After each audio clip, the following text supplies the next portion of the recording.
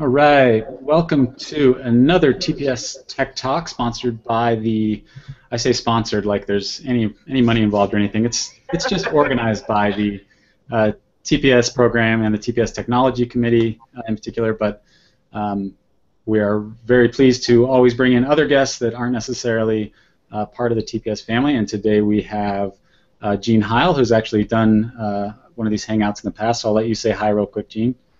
Hello, everybody. And Gene is with Amy out at Southern Illinois. And Gene, where do you teach actually? Because you're not at the university. I teach in Godfrey, Illinois at St. Ambrose School. I'm the 6th through 8th grade social studies and science teacher. Awesome. And also, my name's Taylor Kendall. I'm at Metro State University in Denver, the TPS program there, and also have a professor here at the university with us, Raleigh. Raleigh, if you want to give a quick blurb on you. I'm Raleigh Schendel. I've recently arrived here at MSU from Illinois State University, Gene, so it's nice to meet you. It's right. I worked with a lot of people down there at SIU, so Okay. You're in good hands, apparently. Absolutely.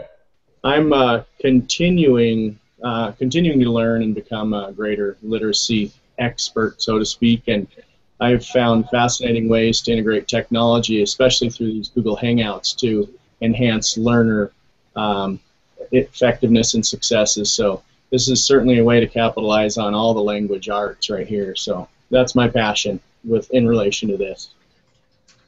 And the other sort of TPS side, and maybe that wasn't the best order of introductions, but Amy, I'll let you introduce yourself too.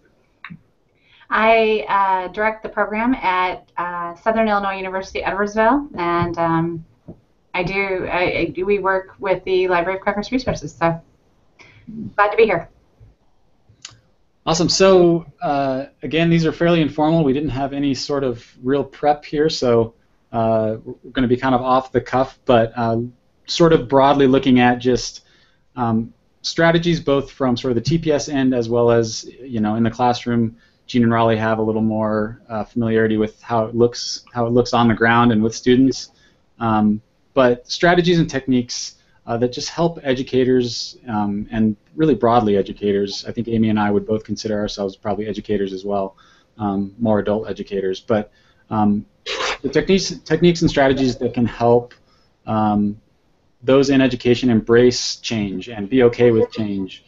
And adopt new technologies and not be fearful of the wave of technology that is pounding on us sort of on a hourly, minute-by-minute basis.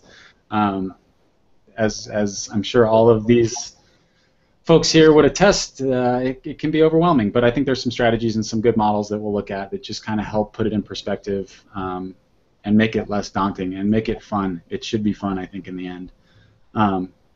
So one thing that I was introduced to early, I'm in a graduate program called Information and Learning Technologies through CU Denver, and one of the things we looked at really early on is just this model called the diffusion of innovation, which is sort of a wordy way of explaining a pretty simple. I'm going to share my screen here to take a look at what that model actually looks like. So it's this sort of continuum. Oops, let me zoom in a little bit here. So this is the basic idea that, you know, sort of anytime technology comes around, there's this sort of layout of how people break down and how they, you know, how they adopt it.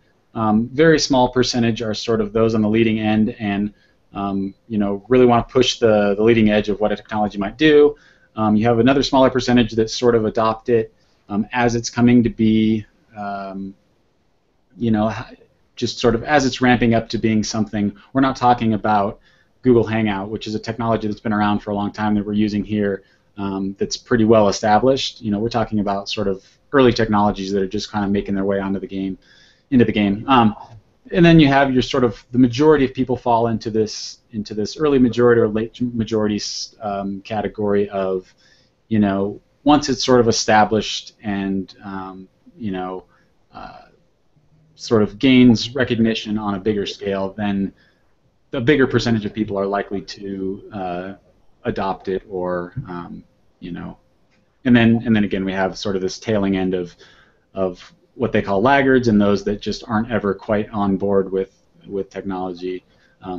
So not to say it's good or bad to be at any point in this sort of a model. I think it's just cool to look at the reality of sort of how technology gets diffused across society and across in education. I think this same sort of curve probably applies. So any other thoughts where you guys think you kind of fall on that as technologies come about? Do you like jump right on board and adopt it early, or you fall in that blue or green section somewhere? Well, I can probably speak to that a little bit with some of my experiences. I was 5 years ago sort of spearheaded our technology committee in looking at adopting a one-to-one model. We weren't sure at that point what one-to-one machine we were going to use, or you know, how that was actually going to look, but I was sort of part of that and moving that forward. We eventually decided on iPads that they would be the best fit for our school and for our students. But what I found interesting is, so I would probably put myself in the early innovators to, you know, I'm pretty anxious to learn. Yeah, the innovators to the early adopters, definitely. I'm very anxious to learn. I'm always learning new things. I also appreciate, and I have told teachers, and I do tell teachers that I train or that I talk to, you're always going to come to the table knowing less than your students know. At this stage, you know, I tell people I think kids are born with like a chip in their head or something, because they have so much technology ability that I had to learn and I have to practice to get to their level, and they just seem to, it's just there for them. So I come to every school day knowing there are some things that I'm confident in technology-wise, but there's always going to be something I can learn from a student who has taken the technology a step further. So I encourage teachers, all those steps, you know, take baby steps, number one, but even more importantly, understand that you're never going to know as much as they do, and be okay with that. And embrace learning from them as much as they potentially are learning from you. And so when I allow myself to fail and I allow myself to try things, I mean, what I tried, we started our first year was 4 years ago, so we're in the 4th year of implementation, and lessons and apps that I used and things that I did 4 years ago, probably half of them I don't do now. You know, I've tweaked them, or I've changed them, or I found an app that does it better. And I only have got to that point because I was willing to embrace failing.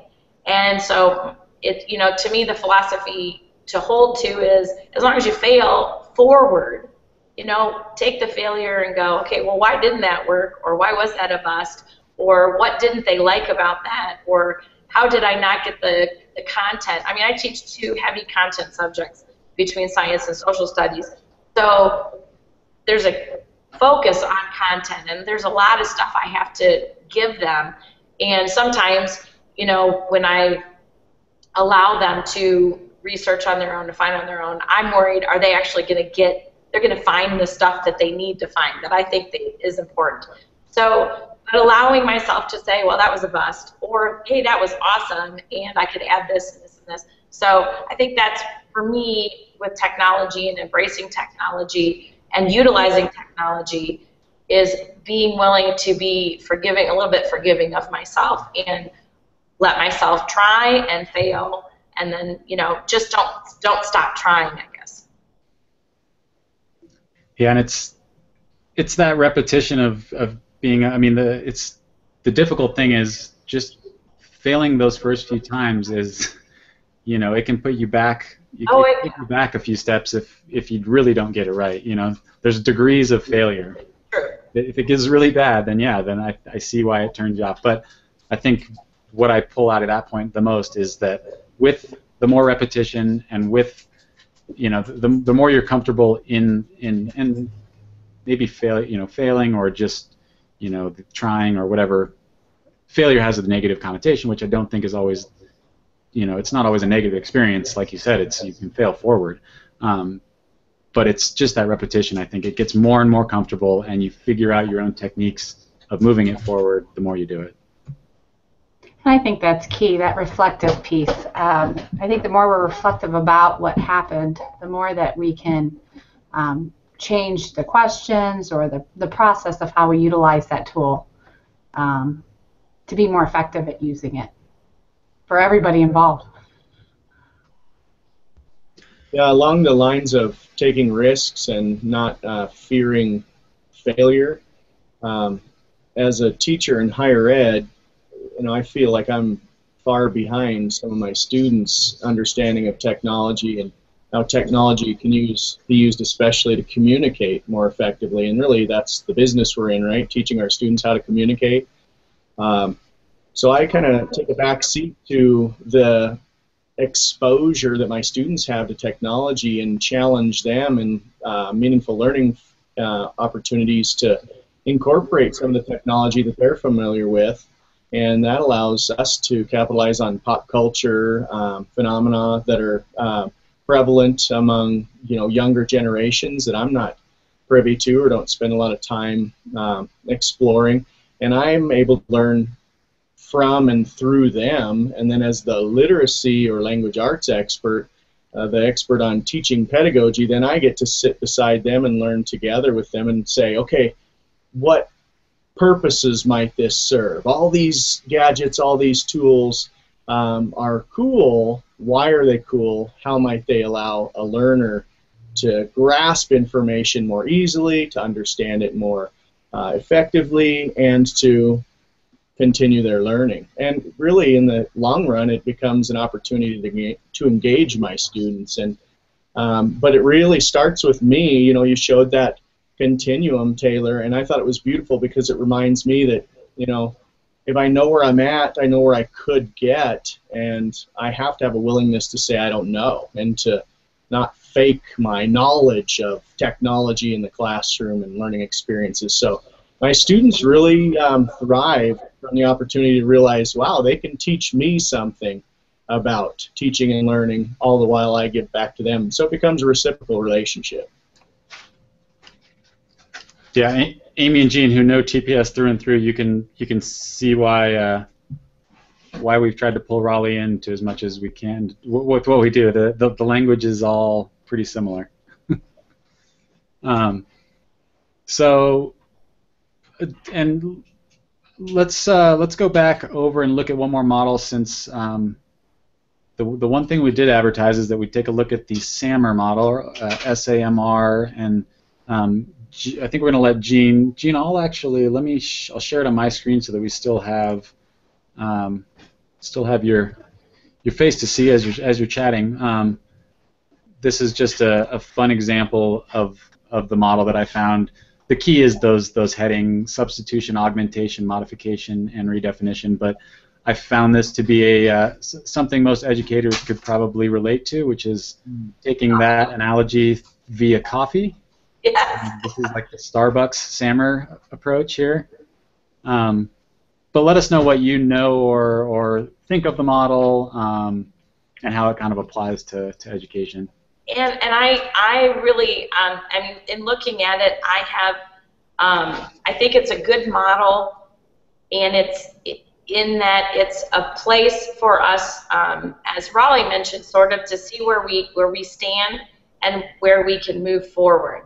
It's sometimes I think teachers, if you hand them something like the SAMR model, go, well, all I'm doing is substitution, so I'm not effective, so I give up. And it's to do everything in the redefining mode. I just don't think that's possible, and and it's unrealistic. And so they kind of give up before they even start. So for me, with using iPads specifically, they're heavily app-oriented. So, I look at what apps do I use or do I have my students use on a regular basis. And there are actually things online that you can find that actually have like the apps and where they are classified on the SAMR model. What's interesting is when I looked at some of these, and I'm like, yeah, well, I use that app for substitution. And basically, the SAMR is essentially what it says on the screen. The substitution is that the technology acts simply as a substitute, and it doesn't necessarily improve anything functionality-wise. The augmentation, it's a direct substitute, but there's some functional improvement. Modification, the tech allows for the significant task redesign, and then the redefinition is that the tech allows for the creation of new tasks and that are previously inconceivable. And so that's like okay, that's the cherry on top. That's the pinnacle. That's where we want to be. But it's, I think, going up and down the ladder as a teacher during a school day, even during even one class, I'm up and down this ladder. And my kids are one-to-one iPads. They have their textbook on their iPads. They do all their work. They take all their assessments on their iPads. So they're in the digital world. And yet, I feel like I'm integrating technology very effectively, but I'm not always in the redefinition mode.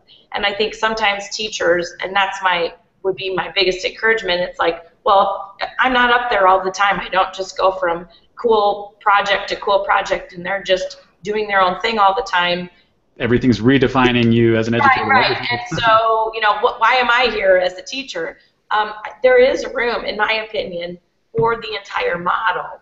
And I think I hope that teachers look at it more as hey, if I can hit on these different rungs throughout the unit that I'm teaching, or through the certain period of time that I'm studying in social studies, whatever it may be, I'm doing a good job of allowing my students to practice things like independence and willingness to help and imagination and working in teams and getting digital skills and communication skills and building confidence. And those are all 21st century skills and things that we ultimately want kids to have and be able to do as digital citizens of the world ultimately.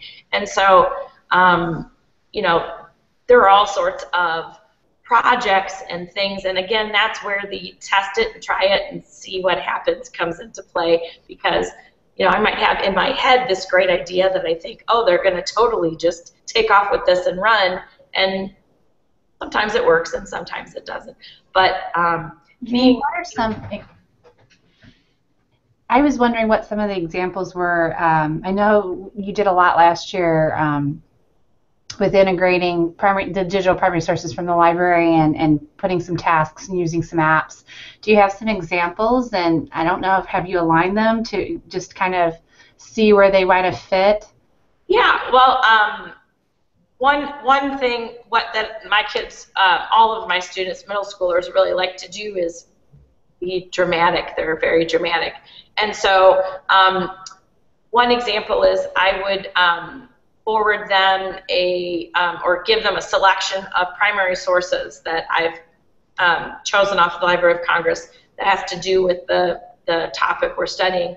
And they have to, using iMovie, the iMovie app, they have to act out 5 minutes before the photo was taken and then 5 minutes after. So basically design what they think was happening to get to that photograph, and then of course I have Apple TV in my room, and so then they project that, and then they would show their videos, and they have iMovie as in the redefinition, because they're taking that primary source and they're thinking, okay, what were they thinking and why were they there and who are these people and how are they related in this picture? And so that's pretty neat interaction with a primary source that they really enjoy. I did a lot last year. I sort of did what was it that we did exactly, Amy? Anyway, we sort of had an essay, and we had I did interactive note taking, and so students had to utilizing different apps like Explain Everything or Show Me, even Keynote or Haiku, where they would go out and find primary sources that went with the information we were learning in class, and then had to then write from the perspective of one of the people in the photograph, let's say, and what their perspective on what's happening. So that pulls the literacy piece in there too. So there's a lot of things that you can do with technology, obviously, and like I said, I think they kind of go up and down the ladder of this SAMR model.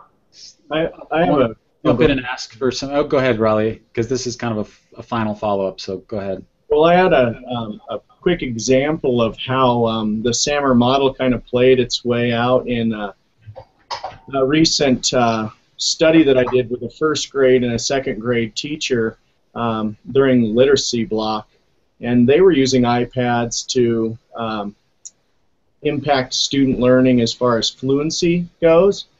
And their substitution was they used the iPad because it gave them, the same text for every student. So they'd sit around the table in a guided reading fashion, and they could use the same text. So it was kind of a substitution model there, and they began there. But what they realized as they went on, they showed their progression through the use of tech as far as the SAMR model goes, as they began and continued to use the iPads for fluency instruction.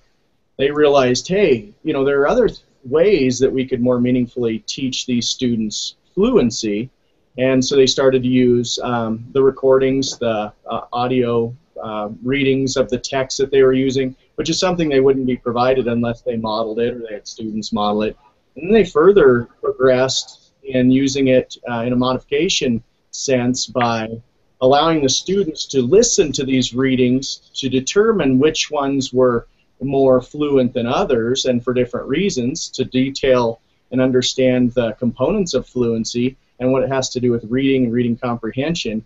And they had the students start to record their own readings, so the teacher could actually use the tech tool to move to a point of modification where they were redesigning the learning experience to capture student readings as examples or samples of their fluent reading.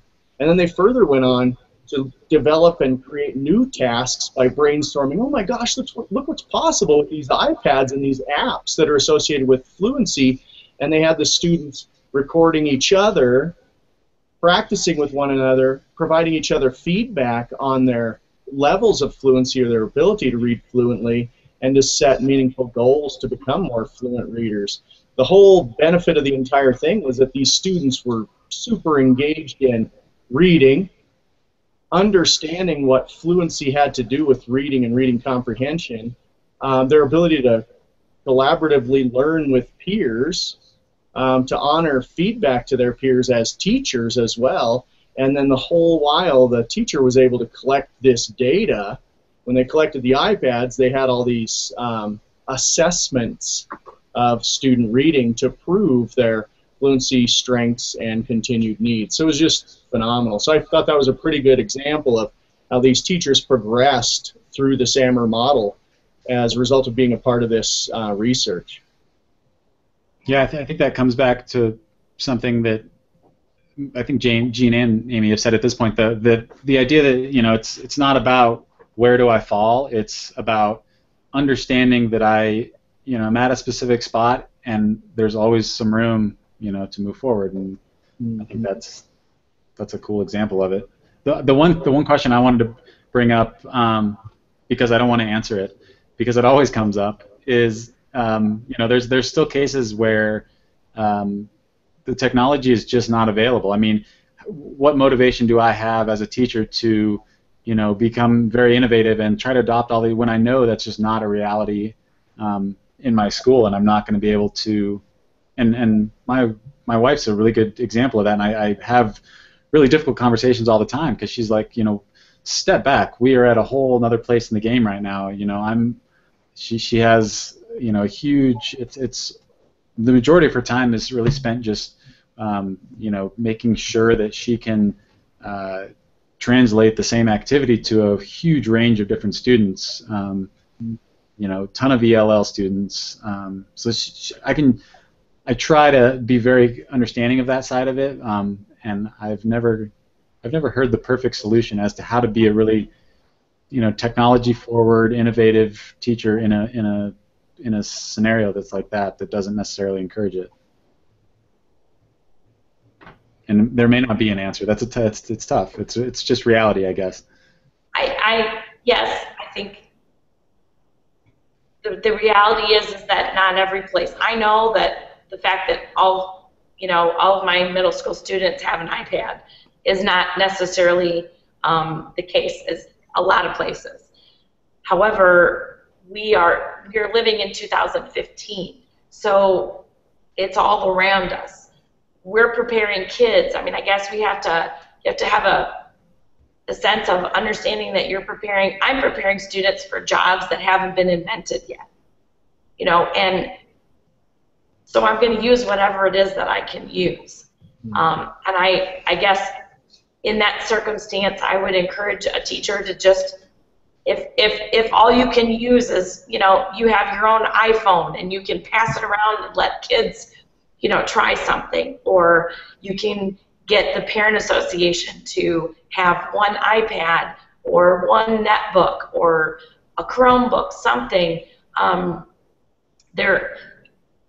As much as you can, introduce those things and try to incorporate those things as much as possible, because I think, well, I know that's the world that we're preparing kids for.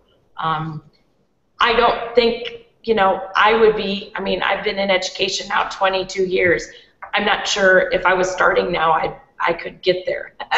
So, I mean, I've kind of, you know, grandfather claused my way in on the way, but I think ultimately what's out there in the next, you know, 10 to 20 years is just, you know, beyond my wild imagination. So I can only do what I can do, and I think anybody can just do what they can do to get kids creating, thinking, cooperative learning, working together, asking good questions. And you know what? Those play well with technology, but you can do a lot of those things without technology too. So, you know, looking at some of those 21st century skills, what can I work out even if I don't have the technology piece? And I mean, I've even seen Cheryl, one of the teachers that Gina and I know really well. She has very limited technology in her school, but she has, you know, printed out a lot of sources and shows where she could get them, or she'll bottle. She does have a Promethean board, but in terms of their, you know, she gets them up there.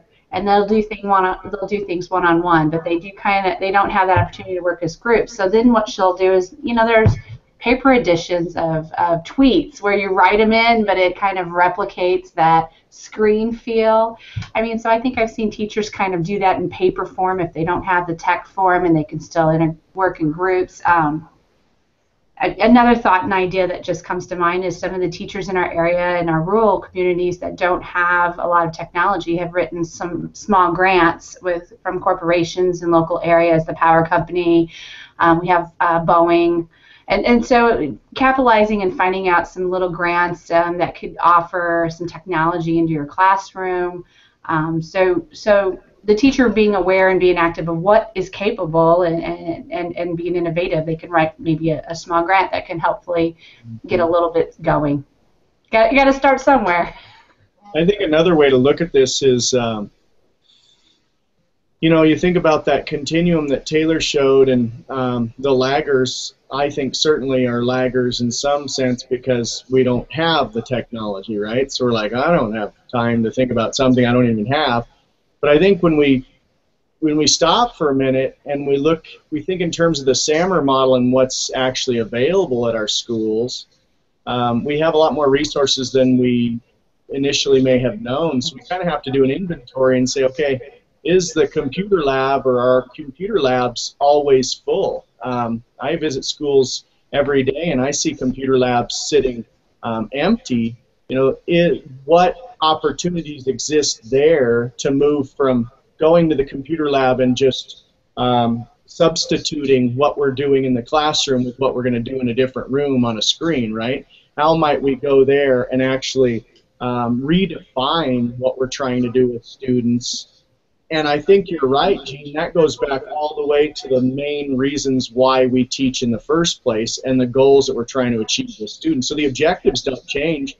Technology is just meant to be a better or different or another way to access knowledge and to create deeper levels of thinking and then share our understanding with others. So I think from a higher ed perspective, it's a matter of teaching our students, you know, what do you have? Don't look at what you don't have and what a grant might get you. That's certain that down the road you can plan for this, but before you get there, how can you use all the technology that's at your disposal in a different way to enhance student learning? Because I think, you know, our students probably have most of the answers regarding what we have available to us. Like, let them play with it for 15, 20 minutes with these particular goals and say, these are the goals you're meant to achieve right now.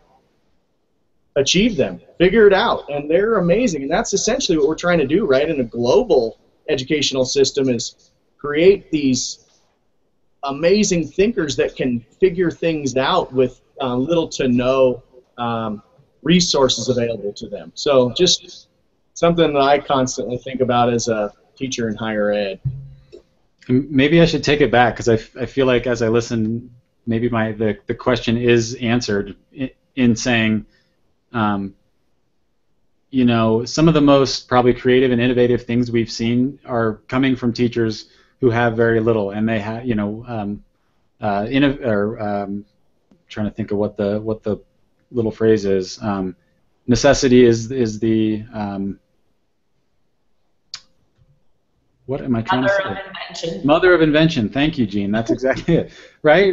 Necessity is the mother of invention. So oftentimes, and the more I think about it, I'm like, no, we see it all the time with teachers, especially in TPS, when often, you know, we just provide a few printed primary sources, and some of the things they come up with are super creative, and, you know, some of them are really involve technology, some of them are very low tech.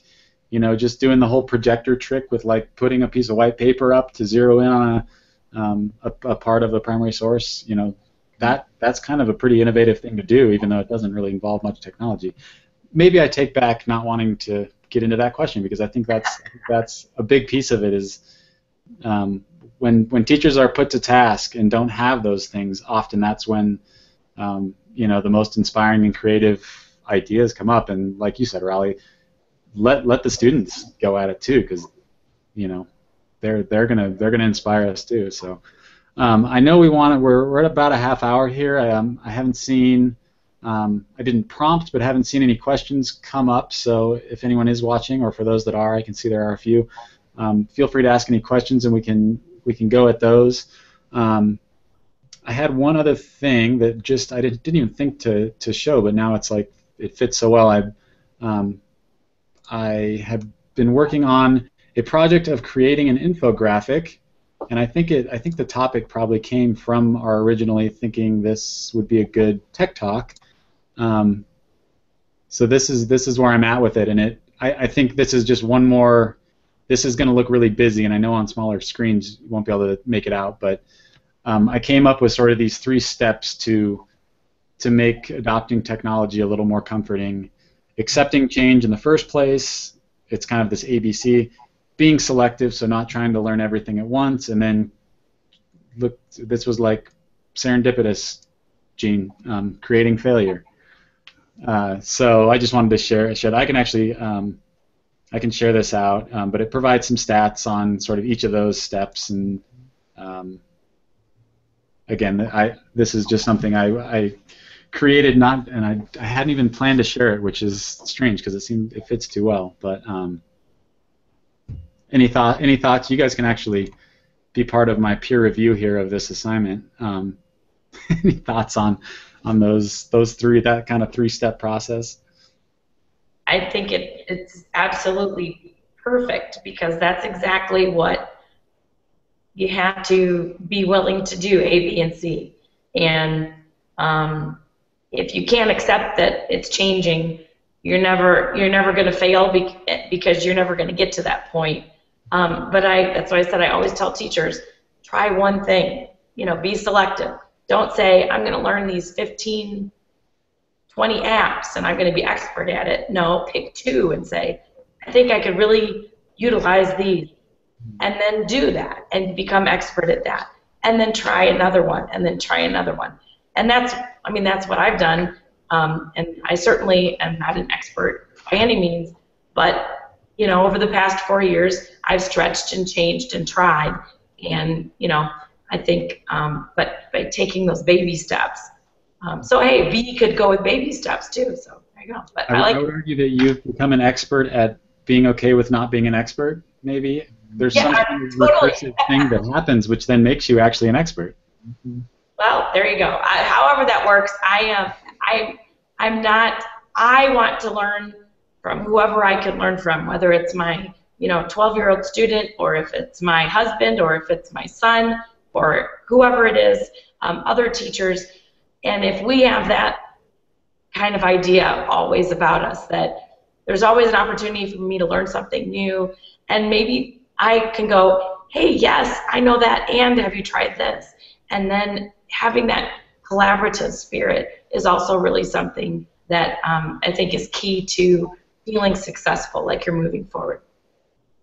Awesome. Any final thoughts maybe from I know this got to be a pretty broad conversation, Amy, and obviously we are focused on primary sources and what the Library of Congress offers. Any last thoughts sort of from the TPS angle? Well, I know what we try to do is we talk about what's being used in a classroom and what everybody's doing. So having that open environment to talk about what everybody else is using and utilizing and how they're utilizing it, to create that environment of sharing and testing things out to be part of who our learning culture is. The other thing is when we do introduce a tool, usually it's because it's presenting a need. So I think we approach it in the same way. When we bring something in for the teachers to utilize, we're pretty intentional about sharing why we're using it, and seeing that if it met that need, and talking, and almost inevitably that tool can be also used in the classroom. So we're usually trying to model something that can also be used in the classroom. And we take the time out for teachers to make that identification, and they usually do. Some of them will, depending on the tool. And provide time to play. I think that's really important. To have a project or a purpose of integrating something in and be meaningful. So I think we do that with students as well in the classroom. And Amy is the master at facilitating those kinds of situations where teachers can come together and learn together and, hey, experience this new thing and try this new thing and play and learn from one another. And so I have had invaluable experiences alongside Amy. So. And finding that network of support, right? So I think we need to find that within our school. We need to find it online, wherever we can get that support and have that opportunity to learn from one another and feel comfortable about failing. Yeah, I mean, I've got to say I value this group in particular because I think you guys and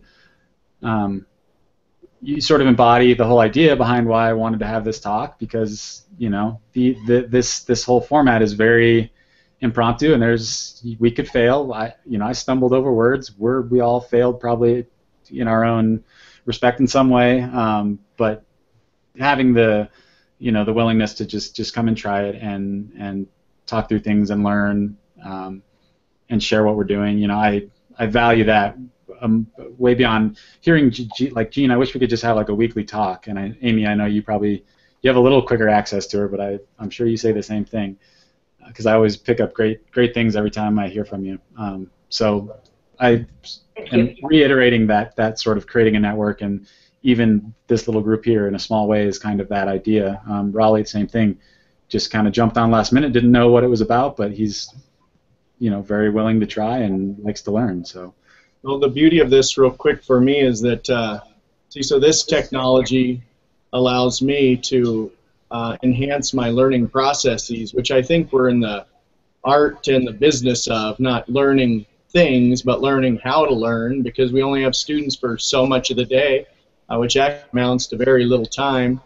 And this Google Hangout has been an amazing learning process, or part of the process for me, and I've actually moved to the point of redefinition, and have come up with some key ways that I'm going to be able to use Google Hangouts in my courses this semester as a result of this experience right here to enhance my students' learning. So the processes for learning and thinking have been enhanced for me. So I appreciate you guys for the opportunity. Awesome. Well, that is about another 40 here. So thanks again to Amy and Jean and Raleigh for jumping on. Again, these TPS Tech Talks can be found on our Google Plus page, as well as we use the hashtag TPS Tech Talk on Twitter to kind of promote these, and we'll do more in the future. We're hoping to keep doing these as often as we can. So continue to tune back in, and again, this will also be archived, so we'll make sure it's available for anyone who wants to find it. Also available in the TPS Teachers Network in the Tech Talk group. So thanks again, everybody, and enjoy your afternoon, and we will talk to you all soon. Nice to meet you, Bill. Thanks. Hey.